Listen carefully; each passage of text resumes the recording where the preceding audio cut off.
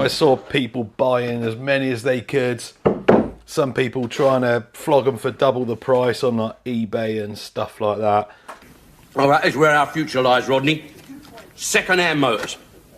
This time next year, we'll be millionaires. But I didn't buy this to look at the box on a shelf. I bought it to build it and run it. And as much as it's a nice collectible kit, if you want to look at the box, you can just stick that on the wall.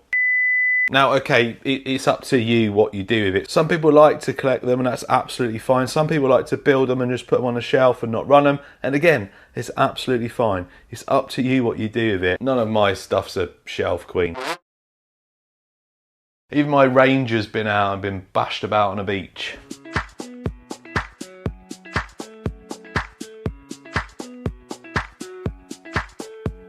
So what we're doing on this video, well, we're going to build it. We're going to build it and make it into an absolute beast.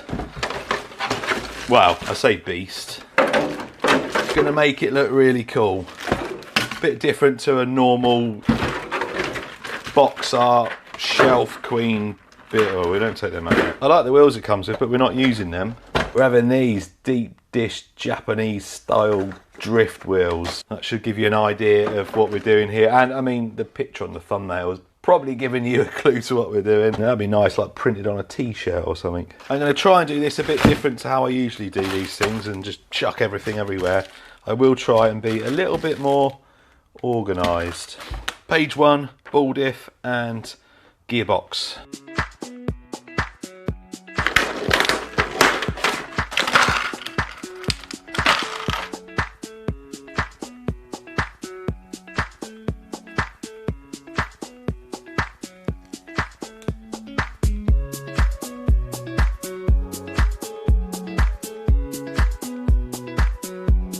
Done. Part 3, 4, 5, 6 and 7.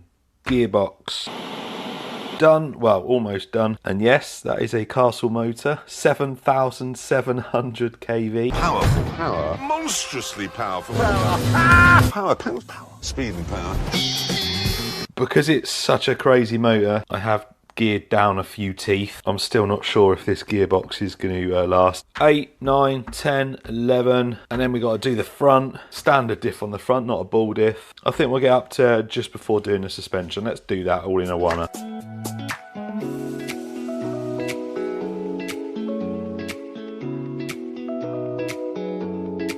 Surely that shouldn't flop about like that.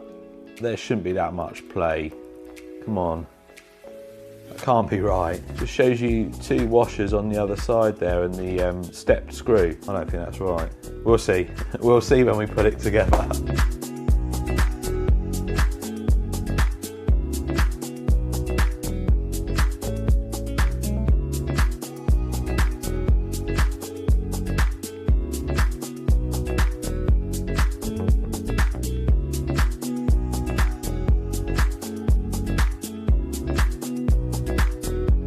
So that is all I'm doing today. I've got some other stuff to get on with. Tomorrow I'm going to build the suspension and then hopefully have it all mounted up and have it at least rolling. And then it's the difficult job of doing the body. I'll be back tomorrow. And just like that, it's a new day. And it's time to do the suspension, which is pretty easy on these. Once you've done a few, it's pretty basic. I don't know if you can see it, but the little bumps on there where they come off the tree, the springs are a tight fit, so they will get stuck on there. Get it nice and flush. Should be just a case of one swipe with a knife and we're all good. Now you can use O-ring grease for this, or like Tamia say, it's just a drop of oil. Drop of oil in there. 2 O-rings, 1, 2, cap, screw that on. Now what I do is just put a little one single drop there. Then you're going to need your shaft and your C-clip or E-clip or circlip, whatever you want to call it. I recommend a decent pair of needle nose pliers.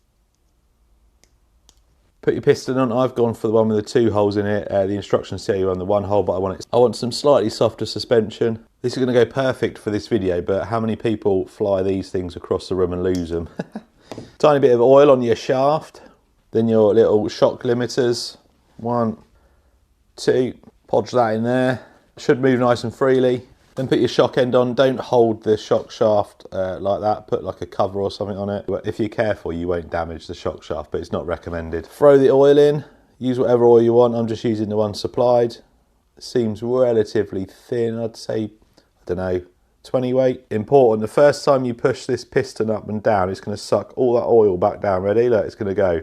See ya. Top it back up, not right to the top, because it will reduce a bit more. If you've got quite a thick oil in there, you need to leave them to settle a bit, whereas that I can see there's no air in there. Put the bladder on, screw the cap on, might get a little leakage on there, it's not a problem. And then push your shock shaft up and it should push it back out, like that. Spring on, spring retainer, good to go. As if by magic, I've already fitted the rears. All the same on this. Sometimes the fronts will be different to the rears, but they are all the same for this build. So the rest of it now is getting all the chassis together, sorting the steering out. It's just all putting screws and stuff in. There's nothing technical with that. So I'm just going to get all that done off camera, and then you're going to see it as a roller. There it is. Got just some temporary wheels. They actually look really good, but there it is, and it feels silky smooth as well. Feels really good. Suspension's looking good, a bit softer at the front, and I've put some preloaders at the rear like it shows you. I've not put the little thin ones on the front, but that's something we can set up once it's done. Just waiting on a servo. I'm going to get a decent servo in there rather than throwing one of my cheap ones in. Get it dialed in on the electronics, and that means only one thing: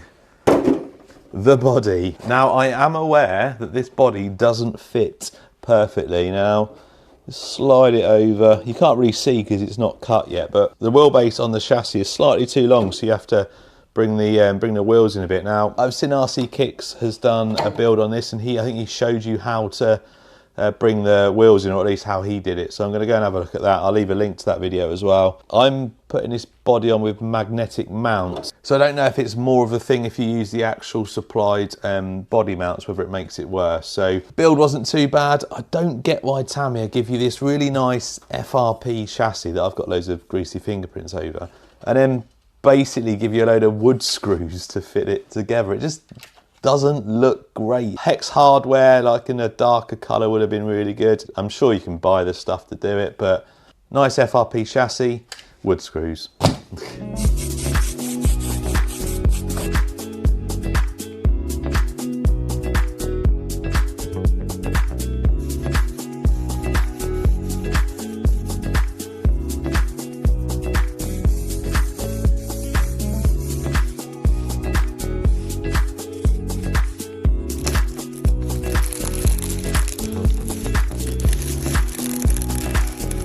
So I'm sat here with this in front of me with a bit of a smug look on my face, and you'll see why in a minute. So we've got the Copperhead 10 from Castle in there. That will take 4S. 4S though on this motor will take it up to 129,000 RPM. It's only rated to 100,000, so we're definitely not running this 4S. That is very responsive, and I'm not sure the BEC's set to as high as you can go on that, and that'll take 8.4 volts, so we're gonna have to check that. And she sounds super smooth as well.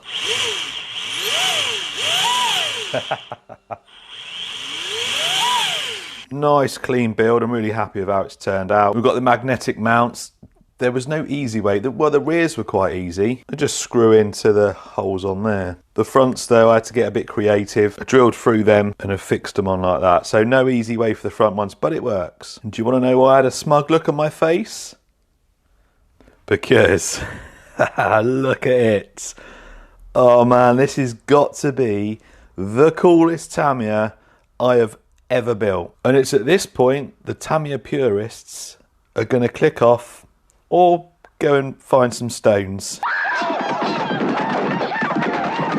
Don't want to run it, but we are going to give it a drive. So it has got drift wheels on it. They've got 8mm spaces on the back, and I've adjusted it so I've got as much offset as possible to pull them out like that. You got to admit, filling them arches is a must for this. So it's PS63, bright gunmetal grey. The rear wing is done in the same bright gunmetal, but the I want to say TS100, and I'm not sure, can't remember. Lacquered it as well. It's a little bit darker than the body, but I've lacquered it. I want it. The grills I've kept grey, but I have done the lip of the spoiler like a semi-gloss black. It looks so good. If you are a Tamiya purist and you haven't clicked off yet, don't worry. I have got the original wheels, and I've colour matched the wheels with that bright gunmetal as well, and it looks really good with these wheels on. Just think it looks better with these. That's the vision I had, was to do it as like a slam street drift Porsche, completely away from what most people have done with the 45th anniversaries. I know most of you approve of this though, that clean look without the body post sticking through. I finished it a couple of days ago and I've just been sat looking at it. I've done the mod, I've done the wheelbase mod. I didn't do the rear because I was using magnetic mounts. I lined up the rear so it's pretty square.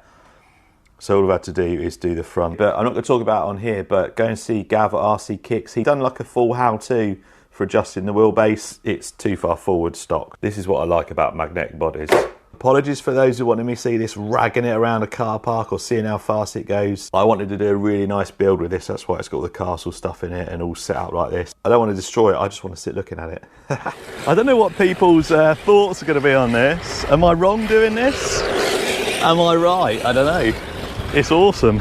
It's certainly different, eh? Yes.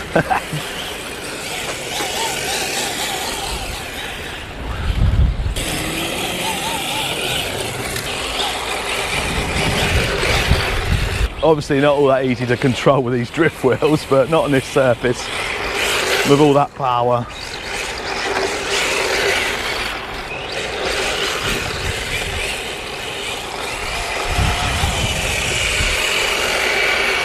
This is definitely my favourite Tamiya build ever.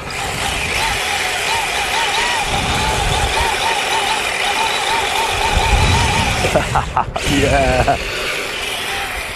So I'm sure there's some of you out there that are a little bit disappointed I didn't run this on the stock wheels and tyres. 3 reasons why I didn't. First reason is because I never planned this to be like a on-road car with on-road tyre. I always planned to give it this street sort of drift look. The second reason is this body is only held on by magnets. Anything really over sort of 30 mile an hour, the body's just going to come flying off. And this is definitely going to do over 30 mile an hour. And the third and final reason is because of this.